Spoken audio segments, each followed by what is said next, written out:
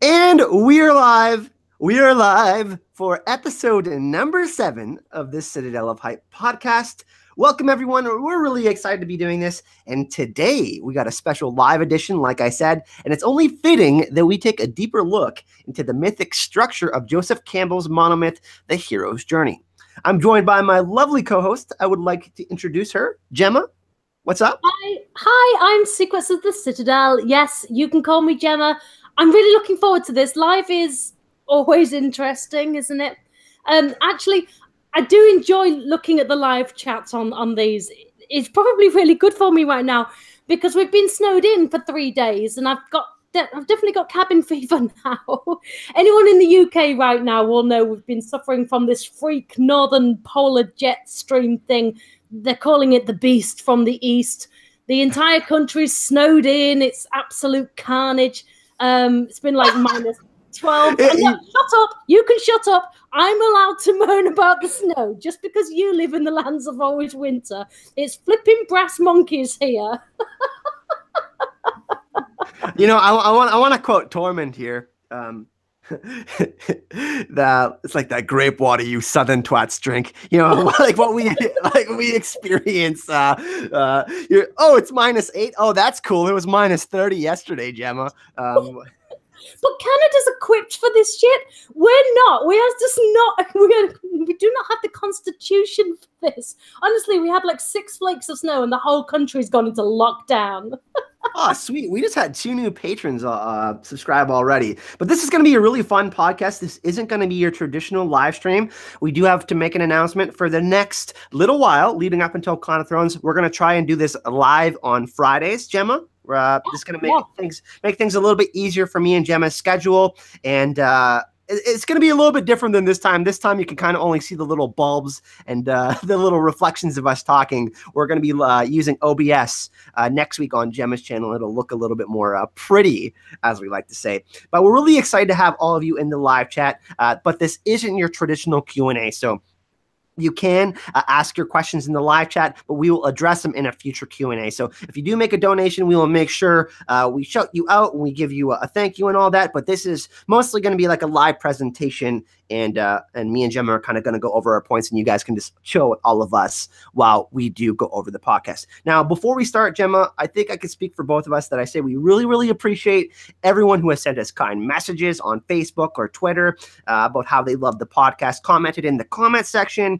And of course, a really, really big special thank you to all of the new patrons of the channel. I hit 100 and you're very close to 200. So a big thank you to everyone who's been supporting the podcast, whether it's a like, a subscribe, a comment, a kind message, all of that. We really, really appreciate that. All right, Gemma, now we're getting into the hero's journey, and every story has a beginning, middle, and end. And in the beginning, you set up the hero or heroine and his story. Then you throw something at him or her, and it's a great source of conflict, and it takes them to a whole new level of problems and journey. After facing many foes and overcoming various obstacles, the hero saves the day and wins the girl, or the heroine saves the world and wins the man. This isn't your typical story, however, Gemma. This is the Song of Ice and Fire in a Game of Thrones. You want to tell us a little bit about the hero's journey? Yeah, we're going to take you guys to school today. We really are. I'm so excited about this.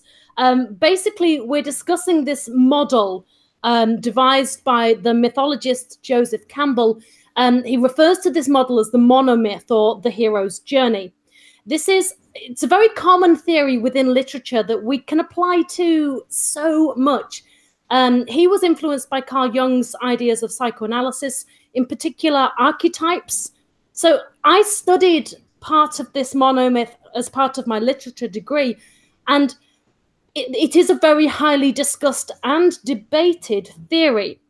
But nonetheless, authors, screenwriters, and movie producers often use this model to shape the journey and the arc of their characters in their scripts.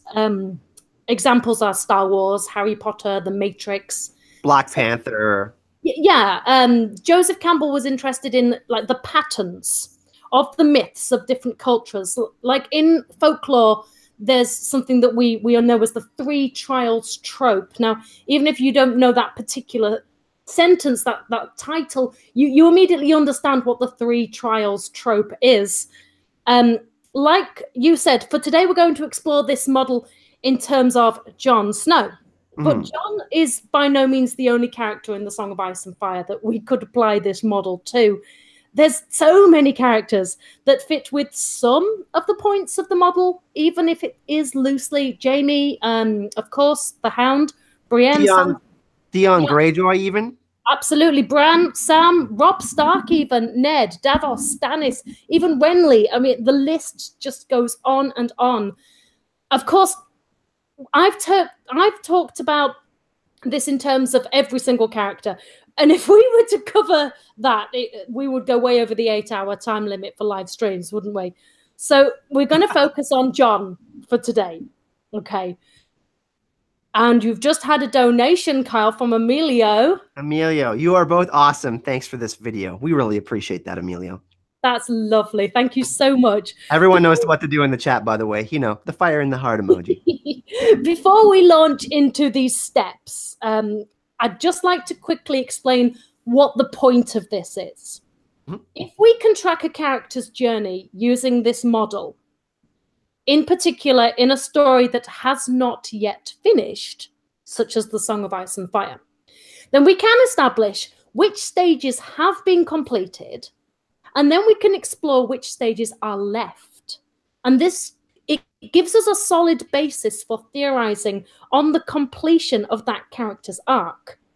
Now, when I was researching this, and you're going to love this, Kyle, and I will come back to this when we reach that point, but I've actually found a fake-out stage in Jon's journey. And I think George R.R. Martin did this on purpose. It's like a fake stage that tricked us into believing that Jon Snow's arc was completed. But of course, book readers will know that as far as Jon Snow is concerned, he's still lying dead in the snow at Castle Black. Yeah. But upon closer inspection, we can actually see that if this had been his final stage, he skipped several steps. But like I said, we'll get round to that in a while. So you need to take it away with stage one. We got one small, not a small announcement, one more announcement before we get into everything. We actually have a sponsor for the podcast and the channels, and this is really awesome, everyone. I'm just going to share this with you. We are now sponsored by Shire Post Mint, and basically, if everyone can see this, they make the Iron Corn of the Faceless Man and the Valor Morghulis necklace and the Bravosi Iron Square. They make all sorts of really sweet coins. And what we're going to do is we're going to have a monthly giveaway for the podcast. So everyone that's interested in checking out, obviously, Shire Post Mint or entering the giveaway, there's 10 unique ways you can enter the giveaway. And if you go in the description of this video, it's actually the very first link that you see. So I'll show everyone here, and it's right here. So what I'm going to do is we're going to start the podcast now, but we hope that everyone is pretty excited about that. They're actually licensed by George R.R. Martin. They've actually made the real coins and whatnot, and we're really, really happy to have a partnership with them. All right, Gemma, let's get in. Oh, we got another donation. Before we move in again, we have a donate. Oh, and two more. Another donation. We have a donation from Helena. Get a you-know-what on me on the con. I think that's a gin. Make gin great again. Nice $30 donation. And we got a Scholar sponsor hype. Scholar the Mad, my friend, who also streams on Twitch. He's a great content creator as well. Now, back into the discussion, Gemma. The first step in the hero's journey is the ordinary world. And this is where the heroes exist before his present story begins, oblivious of the adventures to come. It's his safe place, his everyday life, where he learns the crucial details, and where we learn the crucial details about this hero, his true nature, capabilities, and outlook on life. This anchors the hero as human, just like you and me, and makes it easiest for us to identify with him or her. So, Gemma, what is Jon Snow's ordinary world? Jon Snow's ordinary world, yes. This one's really straightforward, and it was established at the very beginning, as the ordinary world usually is. This is him living as the bastard of Winterfell. This is his relationship with Ned's children. his relationship with Ned, and even his relationship with Catelyn Stark, which of course all have very different dynamics. It was the everyday establishing shot of Jon and his status quo, his concerns at that time in his normal everyday life are issues such as not knowing who his mother was, feeling like an outcast, but also that he had a good relationship developed in particular with Robb and Arya. It was the fact that despite his bastard status, he actually did enjoy quite a privileged life. He was trained by a castle master at arms, he was well fed, and his education level, comparatively speaking, was good. So this is essentially... And it's now obviously he's brooding over a lot of things. You know, he's a child, he's quite sullen, but these things that this privileged life is something that he'll learn to realize later when he sees the misfortune of others. But yeah, it's a really straightforward one, this one. It's interesting too, because when we're first introduced to the Starks, Jon is the outcast, right? So yes, he's more normalized like us, and most of us aren't royalty. 99.9% of us aren't. Maybe there's someone royal in the chat, I don't know. But we can empathize with that. We kind of see his struggle, even saying, you know, he's not even calling Ned his father, really. No, he refers to him as Lord Stark, doesn't he? Yeah. And this is the sigil of your house. And we see that, you know, when they're obviously picking up the dire wolves and whatnot. We'll talk a little bit about that too. But that this is the first character I really felt a strong connection to. And that's why we chose Jon for this this first version of the hero's journey. We're going to do other characters as well. But yeah, I have to agree with you there, Gemma. Pretty much nailed it on the head. The next part after the ordinary world is we have the call to adventure. And this is when the hero's journey begins and he receives a call to action, such as a direct threat to his safety, his family, his way of life, or peace to the community which he lives in. This ultimately disrupts the comfort of the hero's ordinary world and presents a challenge or quest that must be undertaken. This is fairly easy, Gemma. This is Jon's decision to join the Night's Watch, right? Yeah, exactly. So far, so good. This model is fitting beautifully, isn't it? You're right when you say that this was Jon's decision to join the Night Watch, though. This is an example of a character-driven story. Jon Snow is essentially in the driving seat of his own story here.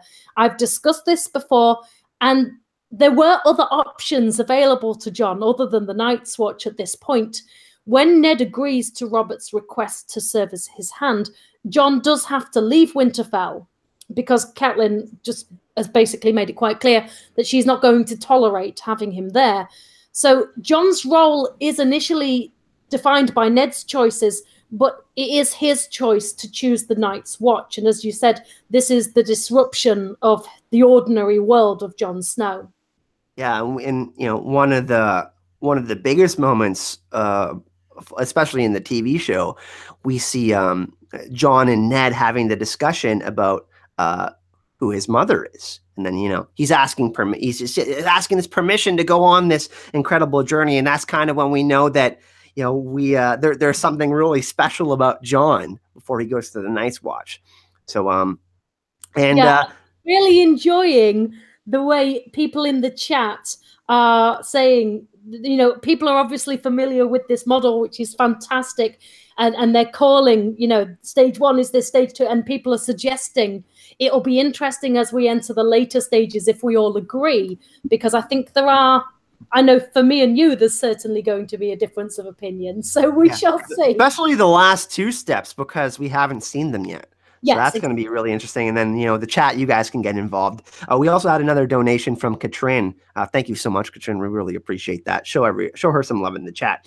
But yeah, Jon Snow's journey is really incredible. And it all really starts with, you know, him signing up to join the Night's Watch. And obviously we get that introduction to what's happening beyond the wall early on when we see Waymar and all of them interact with the White Walkers, and obviously, you know, Ned kills the deserter, so we know there's something that's not quite right, and that Jon is going to be headed into this dangerous territory. Next, we have Refusal of the Call. We saw Eduardo in the chat. He was calling for this one a little early. What's up, Eduardo? Although the hero may be eager to accept the quest, at this stage, he will have fears that need overcoming, second thoughts, or even deep personal doubts as to whether or not he is up to the challenge. When this happens, the hero will refuse the call and as a result may suffer somehow. The problem he faces may seem too much to handle, and the comfort of home is far more attractive than the perilous road ahead. So, is this when John figures out the Night's Watch is not the honorable order of knights that he thought it was, Gemma? And perhaps when John wants to join Rob later on in war as well, when all the stuff is going on in King's Landing? Yeah, I actually think that this one could be attributed more to the end of the first book arc for John. And this, see, when he discovers that the watch is not necessarily as honorable as he might have liked, he still chooses the watch. His dilemma there is, it's relatively small. Really, it's his own attitude that has to change at that point. He's got to accept and embrace his new brothers, which he does. And that's more of a personal thing for him. But when Rob enters the War of the Five Kings, and then, of course, Ned is murdered, this is John's real test. And that's laid out very clearly by Aemon in his Love is the Death of Duty speech, which we'll come to in the next stage. There's also Lord Commander Jeor Mormont, who has a hand in this, who anticipates that John will be torn when this happens, and he gives John Longclaw, again, this is the next stage, I'm getting ahead of myself, but in the books, John's actually far less excited about receiving Longclaw than we saw in the show.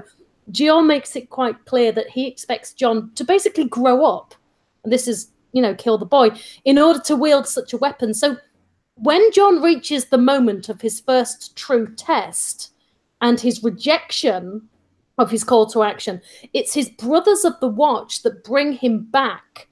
And if he'd been unable to embrace them and just essentially get over himself in the first place, he wouldn't have developed the bond with them that was necessary to motivate them to go and fetch him and convince him not to abandon his vows. When Ned's killed, when Ned's killed, the entire story is thrown into disarray. But after his death, we continue being invested in this story because we see the consequences, and this affects the other characters, like John, for example. Obviously, many other characters, but yeah, that's essentially where I'm at with that one. Also, we can't forget Maester Aemon. He's given advice, and we can look back to the episode Baylor, which is a little bit later on in the season. I am the Maester of the Citadel, bound in service to Castle Black and the Night's Watch. I will not tell you to stay or to go. You must make that choice yourself and live with it for the rest of your days as I have. So there's a lot of parallels between John's journey and Maester Aemon's as well, which is ironic because we figure out that John is Targaryen much later on in the story. But, you know, John... Stage 4, isn't he? And, you know, we know that John remains at Castle Black until he learns about, you know, Lord Eddard Stark's execution by Joffrey, and you know John gets really close to refusing the call, and but we obviously know that is stopped before into the next part of the hero's journey, crossing the first threshold. This could also be interpreted as there's different terms for this as well. Hang on, you've missed out meeting the mentor or supernatural help. Yeah, that's true. We can go on this one. I wanted to go right into crossing the first threshold though, Gemma. Well, you can't miss a stage. Sorry, everyone. I got a little bit excited there. Next, trying to troll Gemma. Meeting the mentor or supernatural help. At this turning point, when the hero desperately needs guidance, he meets a mentor figure who gives him something he needs. He could be given an object of great importance, insight into the dilemma he faces, wise advice, practical training, or even self-confidence. Whatever the mentor provides the hero with, it serves to dispel his doubts and fears and gives him the strength and courage to begin his quest. We just spoke about this briefly, Gemma, but in this case, you know, the most obvious choice is Jeor Mormont. He becomes the steward for Jeor Mormont. He gets Longclaw, and then, you know, in the books, Bloodraven sends the direwolves south. We both believe in that, and then obviously there's Maester Aemon too. So this one is kind of more than one. It's a triplet. Yeah, it's definitely well. As far as Bloodraven goes, I mean, and I've said this to you before, this always falls into the camp of when in doubt, blame Bloodraven. Bloodraven's speculation at this point, because the magic, his magic lends itself to the nature of the unknown. But Jeor Mormont, yes, definitely. He gives Jon Longclaw and expects him to become a certain type of person to use it. And then, like you said, he appoints Jon as his personal steward, and Sam believes that that's with the intention of grooming him for command. But for me, Jon's true mentor at this point is Maester Aemon. Not only does this his love is the death of duty speech impact Jon, and ultimately it impacts the choices that he makes later, but thematically, those words, love is the death of duty, stand for so many characters in this story. Ned himself, of course, at that very moment, is in a similar dilemma and has experienced love is the death of duty before, when Lyanna died. Aemon himself has experienced this. Jaime has in the past and will again in the future. Robert Baratheon did. In fact, almost Theon Greyjoy when he betrays Robb. Absolutely, yeah. So many. Catelyn Stark, and almost every character at some point will experience in this series their own love is the death of duty moment. The difference is the choice that they make in the face of this dilemma. The mentor can only go so far, however, and this is why both Jeor and Aemon had to die. This is also why Syrio Forel, who served as mentor to Arya, had to die. Because, and this is the Obi-Wan Kenobi thing, isn't it? Eventually, at some point, the hero has to take these lessons that she's learned and then embark upon the path alone. You know, Jon even meets a mentor crossing the first threshold, Core and Halfhand. And we can argue that's also, George.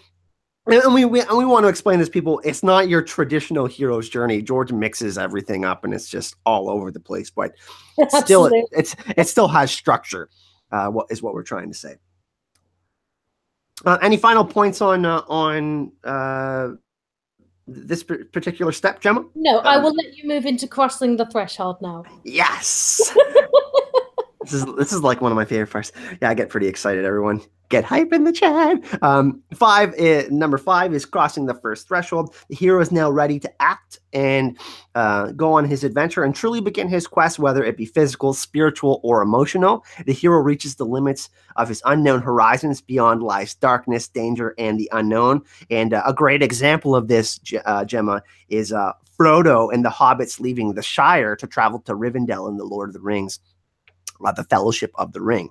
Now, Gemma, does Jon Snow cross the first threshold by riding out of Castle Black's Gate and heading north beyond the Wall? In this case, the threshold is literal and obvious. In a word, yes. But I do think the crossing of the threshold for Jon, it kind of comes in waves. Like you said, this model, George R. R. Martin clearly knows this model, and he clearly knows how to play with this model as well. Because things don't always happen in the exact same order as the model either. When the dead bodies of Jaffa and Otha are brought to Castle Black, and then Othor turns into a white and attacks Jeor, and Jon saves him, blah, blah, blah.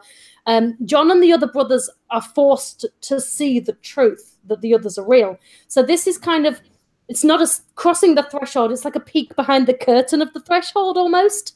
But even when they're faced with this evidence, they can't quite allow themselves to believe it's real yet. So, and this is, it's like a crossing of the threshold from the ordinary to the supernatural.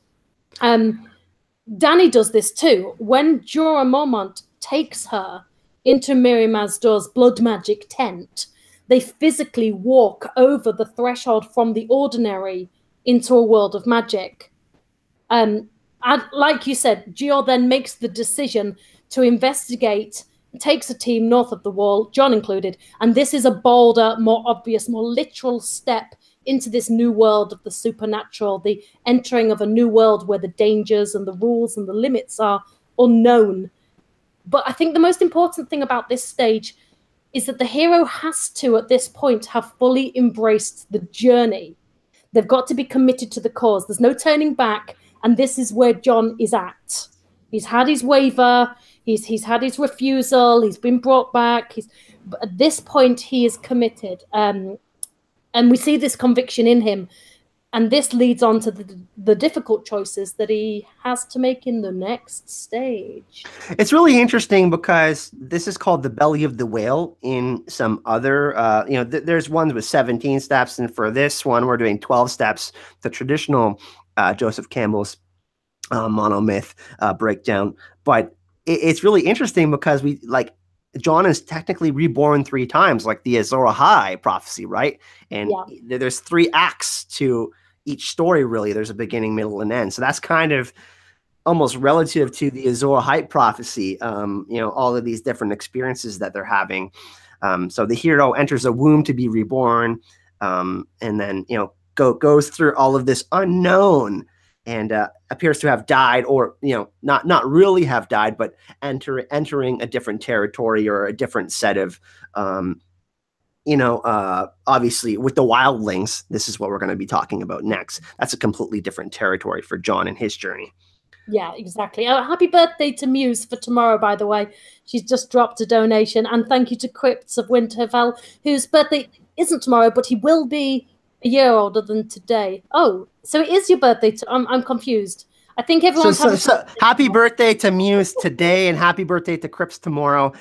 Crips has actually been working on an Azor Ahai bingo for live streams, which we're going to try to get going in the next couple of weeks. I'm not going to talk about it too much, but it's going to be really fun. We'll talk about it a little bit more, not on this podcast, over the next couple of weeks.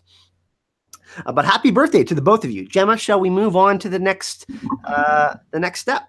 Stage 6. Yeah, act number 2. And this is when we get into the act 2 of the hero's journey. Test allies and enemies.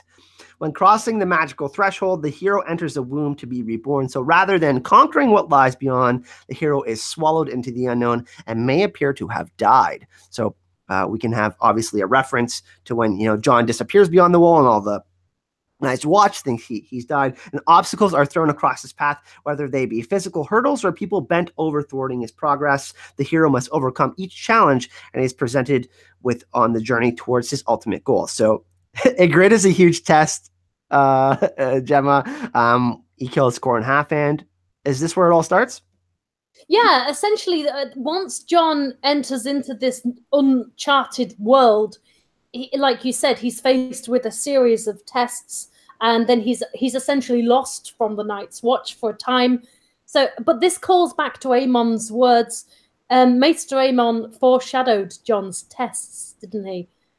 He said, 3 times the gods saw fit to test my vows, once when I was a boy, once in the fullness of my manhood, and once when I'd grown old.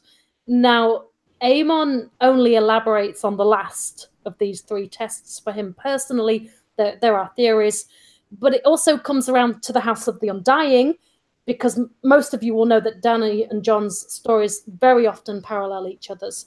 And Dany is also told that she will face 3 tests. 3 fires she must light, 3 mounts she must ride, and 3 treasons she will know. And these are respectively life, death, love, bed, dread, love, blood, golden love. Ygritte specifically for Jon presents a dilemma. And again, this is the choice, love or duty. Mm-hmm. And so when he chooses the watch over her, this is now officially the 2nd time that he's chosen duty over love. So if we think about this 3 trope, the 3rd time, when he has to choose between saving the wildlings or his duty to the watch, he will deviate from his original 2 choices, won't he? This is a really, really interesting quote from Joseph Campbell himself. He says, "The meeting with the goddess, who is an incarnate in every woman, is the final test of talent of the hero to win the boon of love.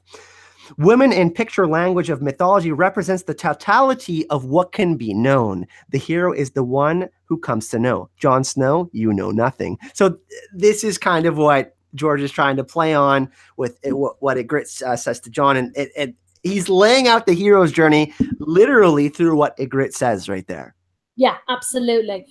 When they say the test of woman, it doesn't necessarily mean a woman. I'd just like to make that clear, that that is a metaphor for being seduced away from the adventure or the call to adventure, being seduced away by something. It might be lust for a woman or a man.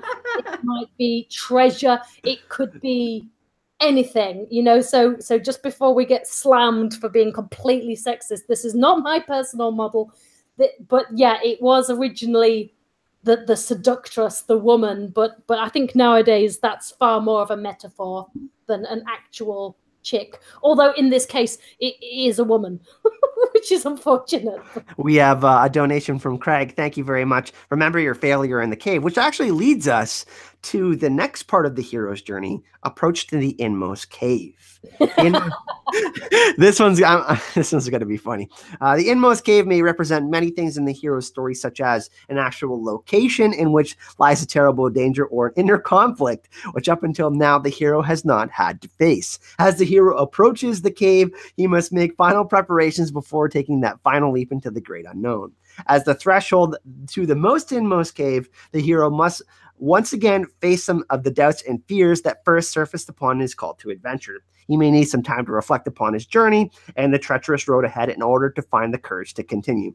So is this literally when he gets in the cave with a grit? No, kidding. Or can this be the betrayal of the wildlings and obviously the battle with Mance Rayder and that later on? It is hilarious, isn't it, that George R. R. Martin clearly knows this model so well that when John is reaching stage 7, he literally puts him in a cave, the right? cave, you know. But no, that's not. John likes caves. John likes caves. Oh, people are trolling in the chat. I knew this was going to happen for this part too. John's approach. I'm trying to be serious now. John's approach is the discovery of all these things mystical and magical beyond the wall. He discovers there are giants and mammoths and wights and the others, and that they're all real. He even begins to play with the idea of warging and experiencing wolf dreams, a lot more so in the books, obviously. But then later, Hardhome happens. Now, the book and show approached this in very different ways. John never visited Hardhome in the books, but he does learn what has happened, and he comes to the realization that basically he can no longer ignore the threat of the others after this. Mm-hmm. So this understanding then, as you said, ultimately leads him to realize who is the true enemy. So this is the knowledge he's learned, that it's not, the wildlings are not the true enemy, and he now knows who the true enemy is. His dilemma now is convincing everybody else. Which leads into the ordeal, which is the next part, Gemma. Yes. Step number 8. The supreme ordeal may be a dangerous physical test or a deep inner crisis that the hero must face in order to survive for the world in which the hero lives to continue to exist. So obviously, he goes and has the parley with Mance Rayder, and then he decides that he's going to save the wildlings and try to get themselves, because he understands that the others are actually coming. Well, I mean, we see that later with Hardhome, like you referenced. Whether it be facing the greatest fear or most deadly foe, the hero must draw upon all of his skills and experiences to the inmost cave in order to overcome his most difficult challenge. Only through some form of death can the hero be reborn, experiencing a metaphorical resurrection that somehow grants him greater power or insight necessary in order to fulfill his destiny. So in this case, John has quite a few ordeals, so this is kind of mixed up, but he's assassinated by the Night's Watch. I mean, that's one of the biggest moments in the whole story, right? I mean, he's betrayed by his Night's Watch brothers. And then we obviously literally see in both of these cases, he's killed and he's reborn, literally, by Melisandre. Yeah, this, and I love this, because this is the stage where the hero has to go through a metaphorical death, and George R. R. Martin's like, no, I'm just gonna actually kill you. I'm gonna actually just kill him. So this metaphorical death and rebirth, nope, we're going there. We're actually doing it. So yeah, John's ordeal is his death. This is his critical moment. I mean, that's the most critical kind of moment you're going to get, isn't it? And this is why it's just so cruel that this is where the texts have left us. And this is the fake out that I talked about earlier. The final stages, as you will outline for us in due course, are the hero's return, and we might be fooled into thinking Jon returning to Castle Black with the wildlings was this stage, which would mean that his death was the completion of his arc. But here we can see, when exploring each step, if this was the case, he skipped several steps. And in a world where we've seen resurrections can happen, Jon's death cannot be the end.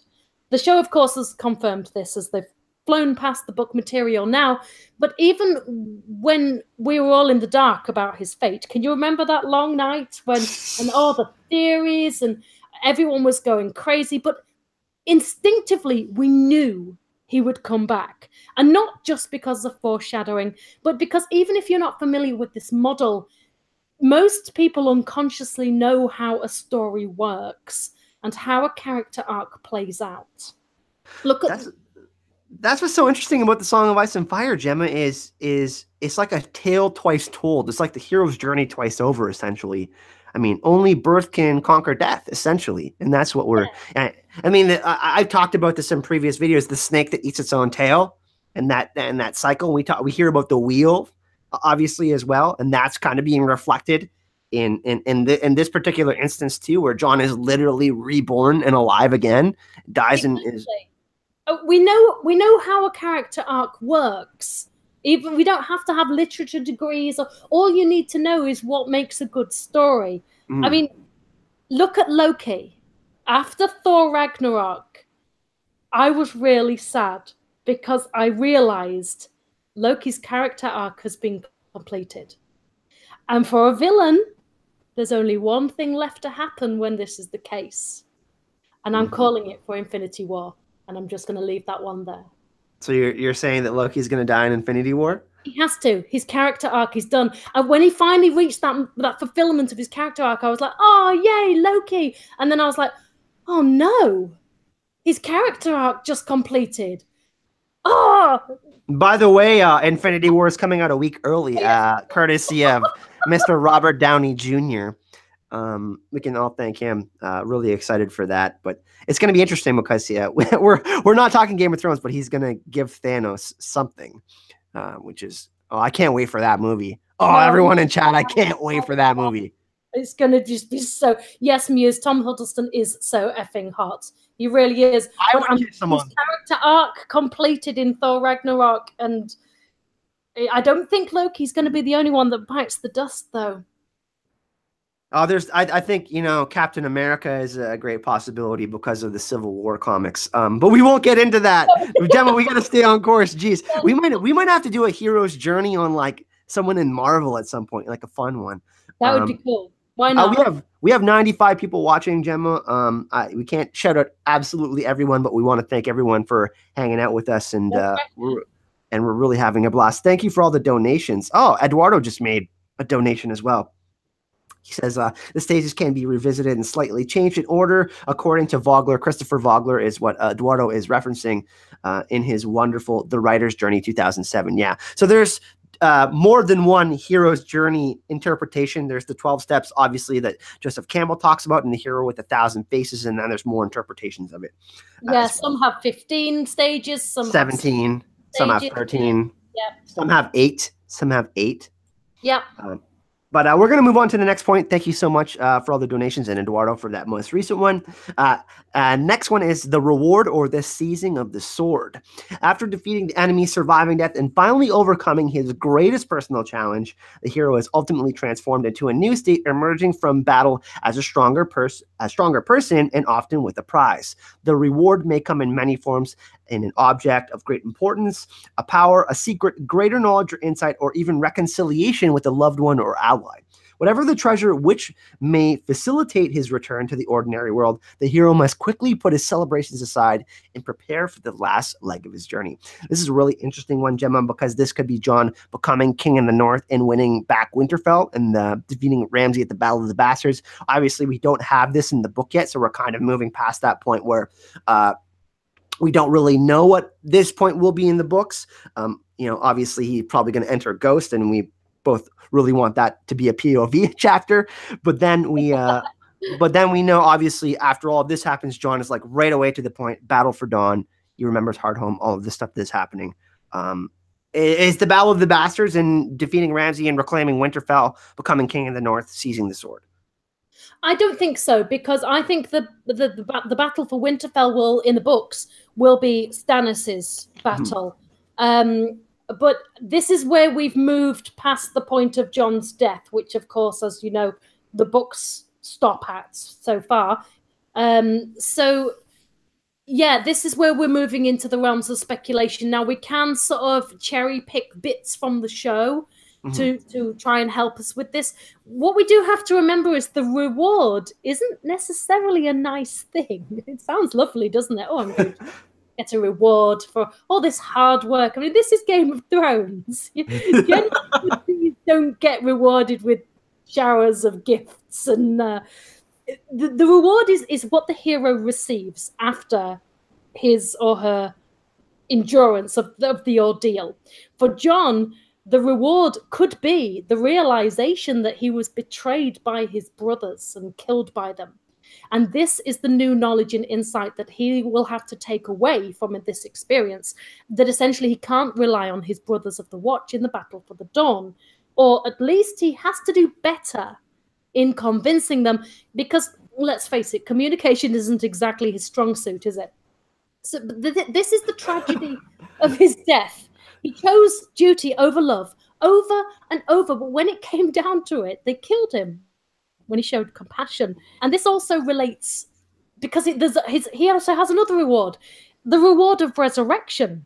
And what's he going to do with this reward? How is he going to change and grow as a result of this? In many myths, the reward is often something transcendent, and getting his life back certainly fits with this.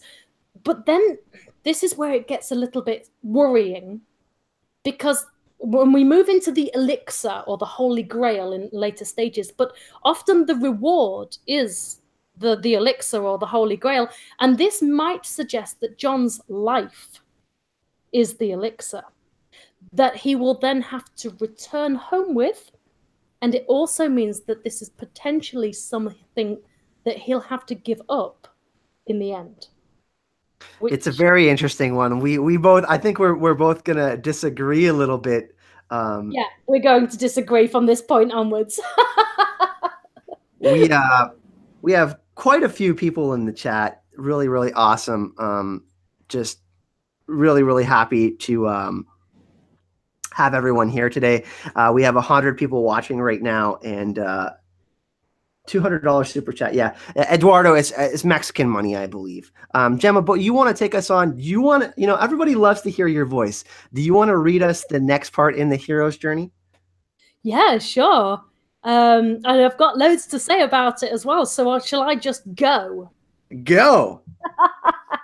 And then you can disagree with me for a change. How about that? Yeah. So stage 10 is the road back. This stage is the hero's journey. It represents a reverse echo of the call to adventure, in which the hero had to cross the first threshold, but now he must return home with his reward. But this time, the anticipation of danger is replaced with that of acclaim and perhaps vindication, absolution, or even exoneration. I don't think that's going to be the case in the Song of Ice and Fire. But moving on. But the hero's journey is not over. It's definitely not over, and I've got some examples for you in a little while. And the hero still has one last push back into the ordinary world. This is the moment before the hero finally commits to the last stage of his journey, and this may be a moment in which he will have to choose between his own personal objective and that of a higher cause. Love is the death of duty. Duty is the death of love. Oh, geez, this is an interesting one. Exactly. I mean, I think, and I know you're going to disagree with me. Yep. And this is the beauty of it. We can have this respectful conversation going. I think in the show, this was that white hunt thing that I don't want to talk about. It's really interesting because we talk about the reverse echo of the call to adventure. John leaving Winterfell and meeting with Daenerys on Dragonstone. There's the Dragon Pit and the Expedition Beyond the Wall. Those are kind of all mashed up in the season, right? We talk about the expansion and contraction of the story. Obviously it expanded through many point of view characters, and now it's coming back and focusing on these 2 or 3 areas that are super important in the end game of the story. So, but I agree with the Expedition Beyond the Wall, but I also think that John meeting with Daenerys on Dragonstone and the Dragon Pit are also all 3 of them make this number 10 part. That's good. You can't agree with me that it was the Expedition of Beyond the Wall, because I don't agree with that. I think that's what the show did. Just to clarify, that's not this. No, for me, right? And don't get me triggered about the White Hunt, because I will not come back from that. Do not go there. Anywho, deep breaths, calming, deep breaths. We got 2 more donations, Gemma. We got actually a question from Carol Brown, which we can answer. We were talking about this before stream, Carol, and she donated $20 US. Will you both do a live stream at Con of Thrones, please and thank you? Well, we'll just make the announcement now while everyone's here. We're going to do a live stream the very night before Con of Thrones. It's going to be on the Thursday. I can't remember what day it is. I can't look at my calendar, but we're going to have a live stream from our hotel room, possibly with special guests, even other YouTube content creators. We're trying to get maybe Phil the Issues guy and a couple other people that will be there. But we're definitely, me and Gemma, 100% going to be doing a live stream from Con of Thrones. Gemma's going to be staying with me, so we're going to do a live stream. It'll be the first time that we are ever together, which is awesome. So yes, to answer that question. And also, Meredith Abados donated $23, and she's, I believe, a patron of both of our channels, or at least my channel. Thank you for that donation. Thank you so much. Thank you. And all of these donations that you're donating, by the way, everyone, all going towards Con of Thrones. Me and Gemma have $1,000 flights and a very expensive hotel, so we really, really, really appreciate it. Yeah, you have no idea how. No idea. Trust me, I'm thinking about selling my body on the corner on the street here. The road back. Go ahead, Gemma. Oh, right, okay. Here we are. I'm back on track. John's road back for me, because as you know, I am primarily like 1,000,000% book, always book, especially now the show and the book have completely diverged. So John's road back, it's got to be Winterfell, because if this is his reverse of his call to adventure, then he has to return to his starting point, now armed with new understanding, insight, and knowledge. I do think John will be named as King of the North in the books. So if we look at how he felt in Winterfell before, like you said at the very beginning of this podcast, he didn't feel like he fit in, he wasn't accepted, he was rejected by Catelyn Stark. And what we see when he's accepted as king in the North is a complete reversal of this. And this is his final acceptance as a Stark. But of course, this is a Song of Ice and Fire, so it's never going to be as straightforward as that. But the return isn't straightforward. Like when Odysseus returns to his wife Penelope, things don't exactly pan out the way he might have liked.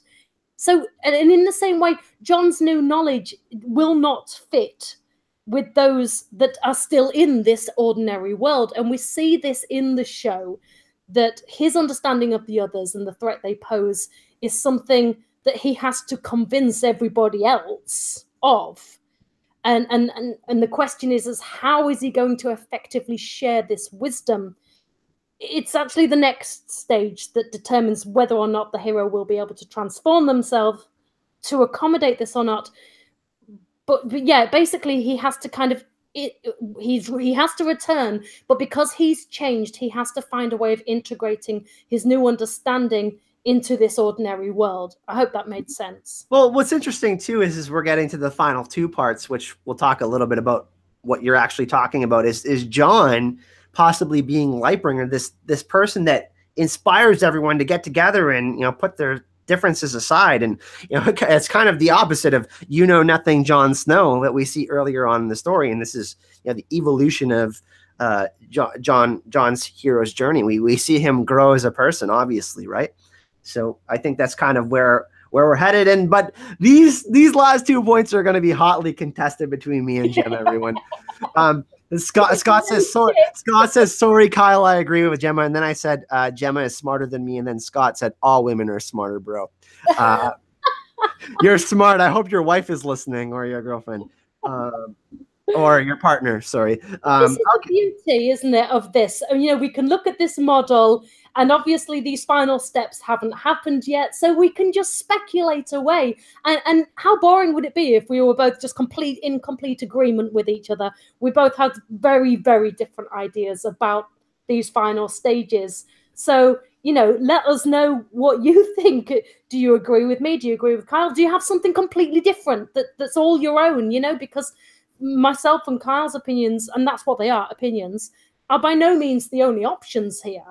Chances are a lot of our opinions are wrong because George is just going to trick us. I just wanted to note before we get into the final 2 parts, everyone, the bonus content for the patrons will be live. Me and Gemma have to record it after this. It can't be live because we do it especially for the patrons, because you do support our channels and do so much for us. That will literally be up an hour from now or so. So this isn't, like I said, your traditional Q&A.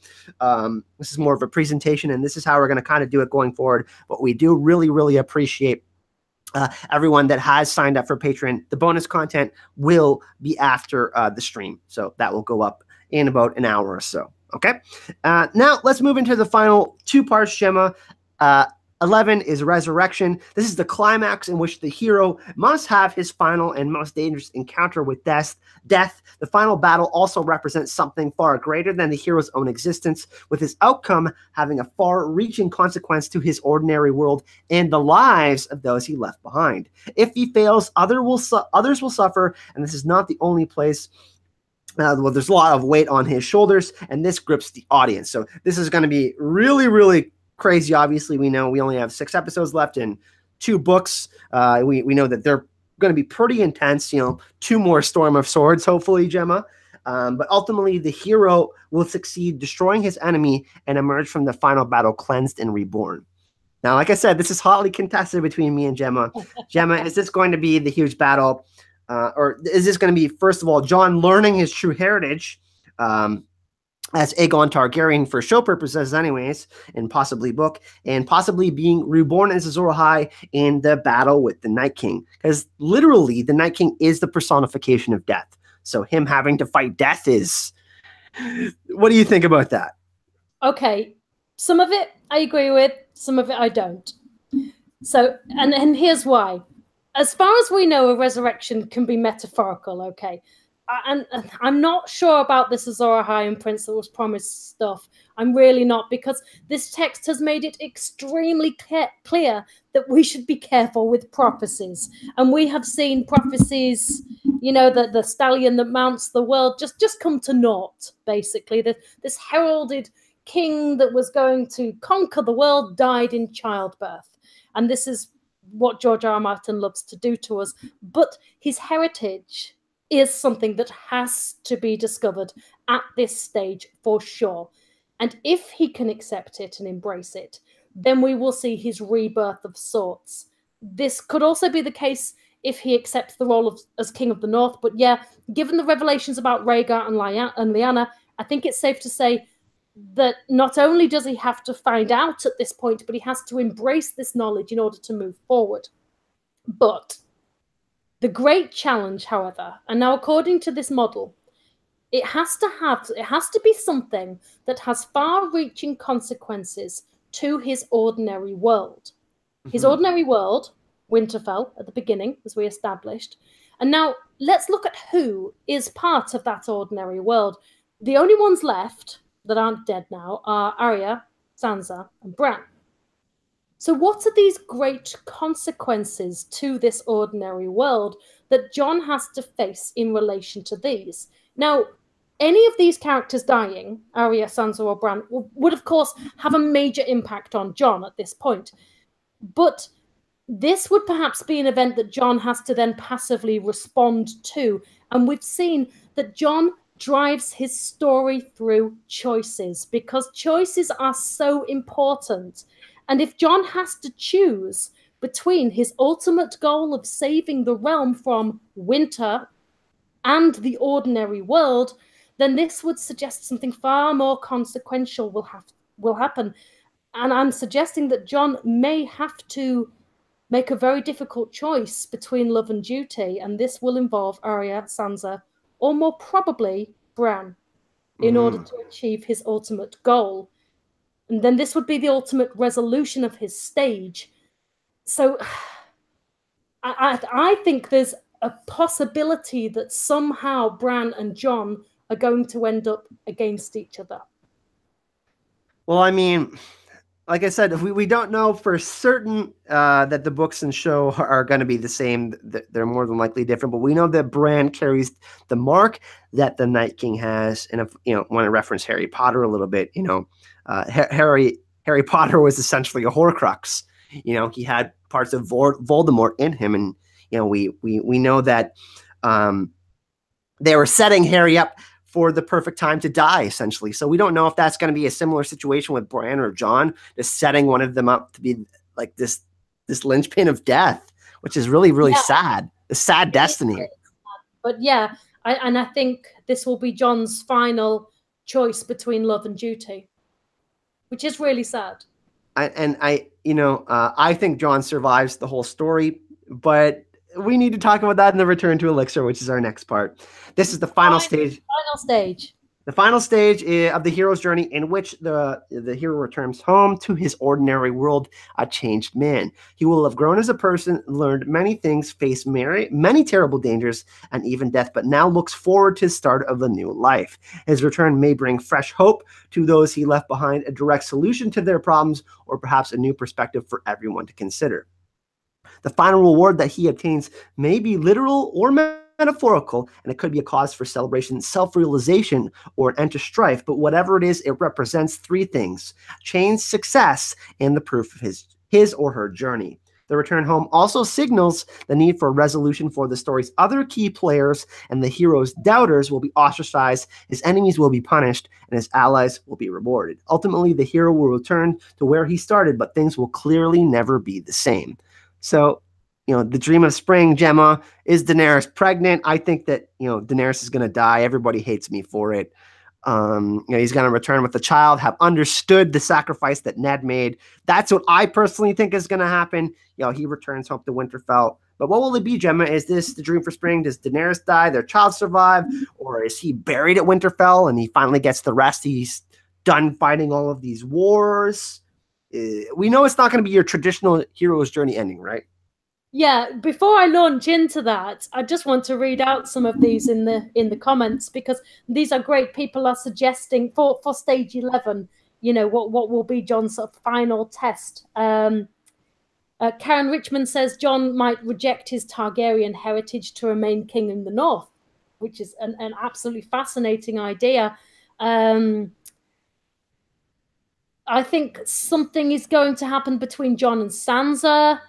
Old Nan said it. He was a Stark, the brother of the one who brought him down. So that sort of ties in with what I was saying. Where are we? Why did we need to choose between Dany and the Starks? Yeah, there's you all chatting, so my chat keeps moving up as I'm trying to read. Will he accept the name Targaryen or claim he is Jon Stark as King of the North? He has that right. So yeah, some great suggestions here. But yeah, this completion, this elixir, or the Holy Grail. I like to call it the Holy Grail.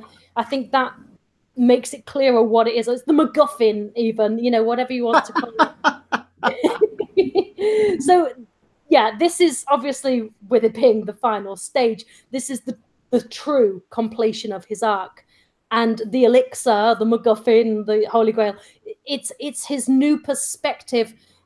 This might not necessarily be Jon himself, but like you said, this might be a child that he can pass his wisdom onto, which again, and I know you disagree with me here, but that doesn't necessarily mean Jon has to be alive at the end of this journey. In fact, it actually lends itself strongly to the possibility that he won't be. One of the subcategories of this stage is known as the freedom to live. Mm-hmm. And do believe that, as we've seen George R. R. Martin reversing many of these, that this might become the freedom to die. But All men must die, Valor Morgulis. We hear that. exactly. Yeah. Now, the hero's journey, as we've said, it's not a rigid formula. It only highlights repetitive archetypes throughout heroic tales. And of course, there's so many variations. But like you said, George R. R. Martin is very unlikely to give us a traditional hero's return. His journey will have to see change, and then everything he's learned will have to make a difference to this world. But in death, he can still achieve that. I think so too.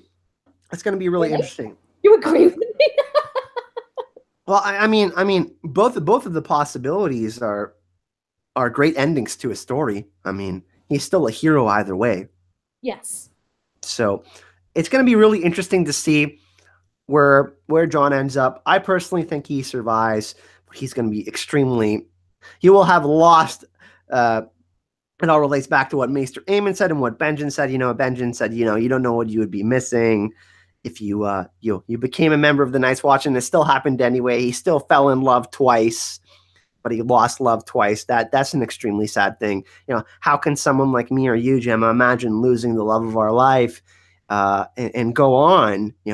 Does he have something to live for? A child could possibly represent that, but we don't know. But the idea of Jon sacrificing himself so everyone else can live is also the same thing. So and it's very Jon Snow. It's very Jon Snowy, right? Yeah. But that's going to do it for our main discussion. That was really fun, Gemma. We actually both discussed before the podcast announcement that we will be doing other characters' heroes' journeys in the future. Not right away, not next week. We're going to cover something else because the heroes, it does require a lot of research and picking and choosing and doing all that. We'll probably do something a little bit more light and fun next week. But this was really fun, Gemma, focusing on Jon Snow. We both, he's one of our favorite characters. Yes. Yeah, it was so much fun. I absolutely love doing stuff like this. The study of literature, it's always something close to my heart. But like I said, let us know if you found this interesting. And if you did, we will do it again with another character, won't we? Yeah, absolutely. Perhaps in the next Hero's Journey episode, we can do Bran Stark is a great example. We talked about Jaime Lannister. We talked about even Theon Greyjoy. Sandor Clegane is a great example. So those are some of the great choices. Or Arya Stark is another one. Batman. We can talk about Wolverine. Yeah, Wolverine. But thank you again, everyone, for all of the amazing support. It has been truly awesome. We are really, really having fun doing this podcast. As we said, we're going to move more towards a live format. Instead of Mondays, we're going to do them on Fridays live like this. Next week, we're going to be on Gemma's channel. So that's going to be really fun. We haven't decided what we're going to cover next week, but in the comment section, if you let us know what you would like us to cover, we could possibly cover one of those topics. If you do want to support the podcast or me or Gemma personally, you can find the links to our Patreon in the description of this video. Remember, those of you who do support us on Patreon get another 30 minutes of the podcast. We always do a bonus episode for those of you who do support us on Patreon. You can also find the GoFundMe to help get me to Con Thrones. Gemma's going to set one up very soon. We also have the giveaway. We are sponsored by Shire Post Mint, everyone. So make sure you enter the giveaway. That's going to be going on for 30 days. We're giving away the Valor Morgulis Iron Coin. So that's going to be pretty sweet. And all the links to our social medias and to get in touch with us or to throw us theories or say thank you or hello, all of that is in the description of this video for me and Gemma. Gemma, would you like to have any final words? Yeah, just thank you to everybody that's popped into the chat to say hi and join us. That's been different, but it's also been fun. A little bit distracting because I've only been half listening to you because I've been reading everybody's per usual. But if you didn't make it live when you're listening to this retrospectively, thank you for watching. Give us a like, give us a share, and yes, suggest something for next week because it's on my channel and I don't know what to do yet. But thank you. Goodbye.